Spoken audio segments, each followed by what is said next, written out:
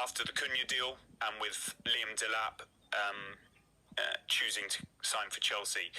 I'll just wind it back a little bit. United came into this window with the finances available to do 2 deals without needing to sell. Their preferences were Matheus Cunha, £62.5 million release clause, Liam Delap, £30 million release clause. I've got to say that Bryan Mbeumo was always at the top of their list for a wide attacker. In and amongst that was Antoine Semenyo too. They held him in the highest of regards, but Mbeumo was above that. There was even a time where they might have gone for all 3, Cunha, Mbeumo and Semenyo, in the absence of finding the number 9 that they wanted after the Delap situation and with everything we've seen going on with Victor Gyokeres and other names, and we'll come on to the number 9 in a bit. But as it materialised, Manchester United have managed to close out deals for 2 top targets in Cunha and Mbeumo before they leave for their pre-season tour. So a bit of credit where it's due. They've also scored a hell of a lot of goals. Yep, they come at reasonable prices, but perhaps they'll be seen in time as decent value for money when you look at some of the prices being committed elsewhere. After that, United are clearly going to focus on other areas. In no particular order, the goalkeeping department needs to be addressed in the view of United. That doesn't necessarily mean Andre Onana's going to leave. He's got an injury at the moment. There may not be suitors for him. There may be. Let's see how that develops. We've seen a lot of speculation around Emi Martinez, and we don't know of movement on that, and there will be more goalkeepers in the frame as well.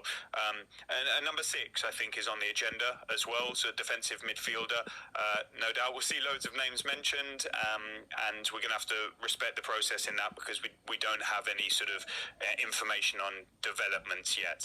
And then, of course, the number 9, they want to sign a striker.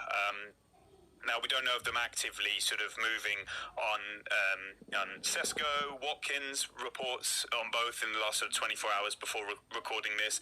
No doubt that they are on the list of Manchester United, like they are on the list of pretty much every top club. And Laurie Whitwell, our colleague, was first to report about Watkins, and there have since been dispatches on Sesko because that possibility of Arsenal didn't materialise, or any other club as things stand. And of course things can change as the market goes on, prices shift, they go up, things become less possible, they come down, things become more possible, and they will have other options as well. I can't say the direction of travel on that just yet. There is a lot more work that needs to be done. They want to get rid of a load of players, and that will raise some more funds on top of the Rashford salary saving, Carreras, the sell-on income, the Anthony Elanga sell-on income, and I know there is a lot of anxiety among all club fan bases right now about why are we taking so long to get our business done.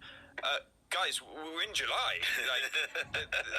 We're not even at the end of July yet, by any means. We've got the rest of July, we've got the whole of August. Yeah, I know everybody wants to get their squad settled before the season in an ideal world, but Manchester United are by no means alone in not having that so far, and they are ahead of quite a few clubs in what they've done. This is not a fine science.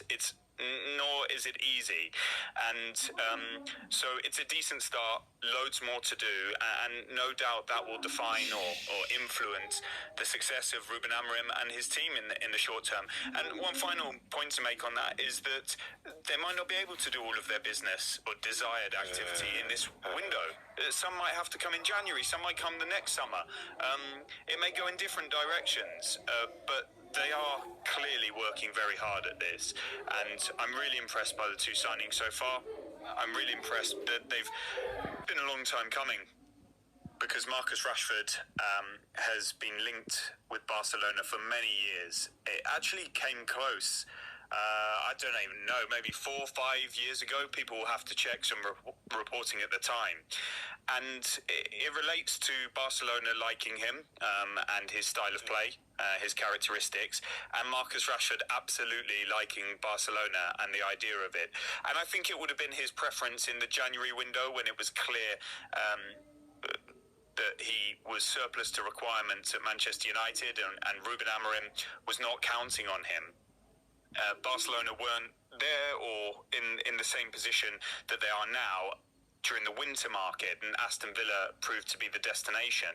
But interestingly, even with the Aston Villa transfer, intermediaries involved included Arturo Canales, who is very close to Barcelona, and I'm sure that would have been explored at that time, even though it ended up at Aston Villa, and he of course has links to Unai Emery as well.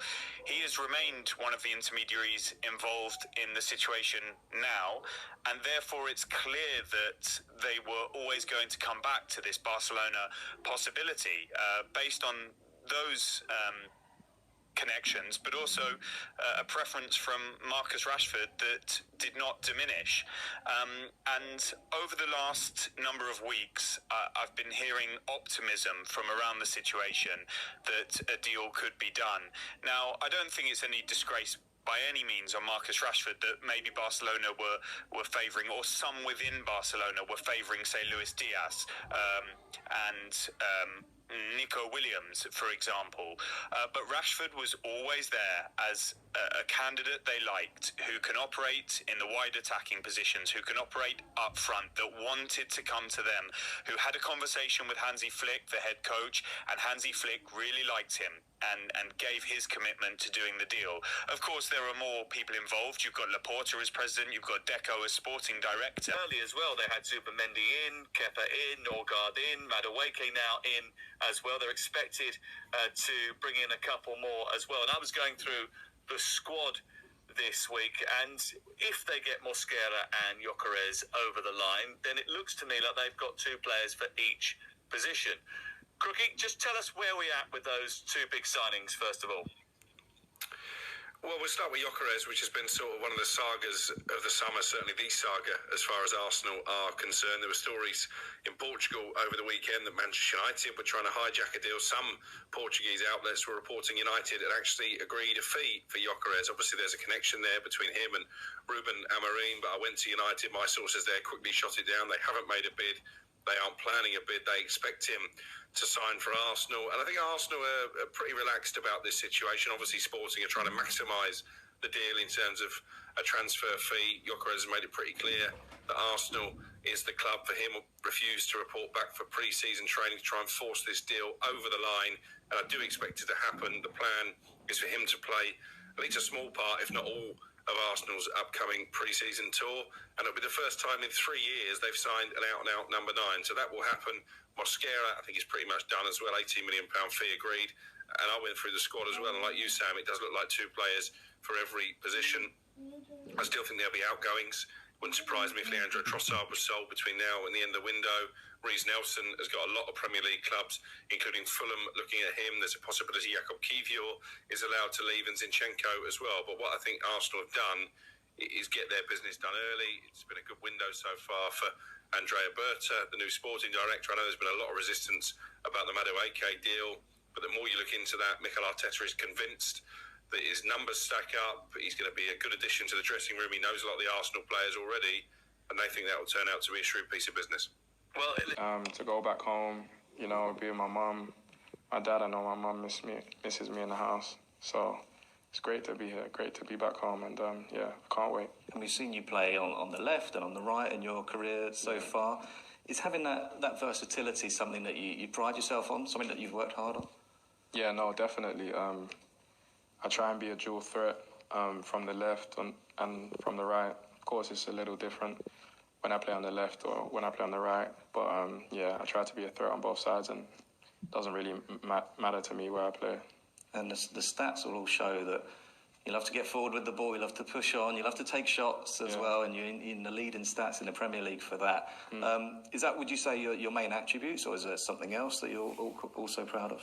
Yeah, definitely directness. I only really have one thought in my mind when I get the ball to feet or in space, is just to line up the fullback and go past him. So that's definitely one of my main strengths. And taking shots as well. Again, you're in the top 5 for all these stats in the Premier League last season. So how excited are you to bring your own style of attacking play to the team that's already here? Yeah, it's already a great team with a clear identity, and can't wait to bring my style to the team and try and just help the boys as much as possible take that next step. So what are your ambitions for the coming season and beyond that? Just to win all the competitions we're in. I feel like we're definitely capable of doing that. And just to help the team in every way I can and grow as a player, but also as a person. Finally, Noni, do you have a message for the Arsenal supporters across the world today? Yeah, Arsenal fans, I can't wait to see you in the Emirates. I'm so happy to be here, and it's going to be a great success. The England international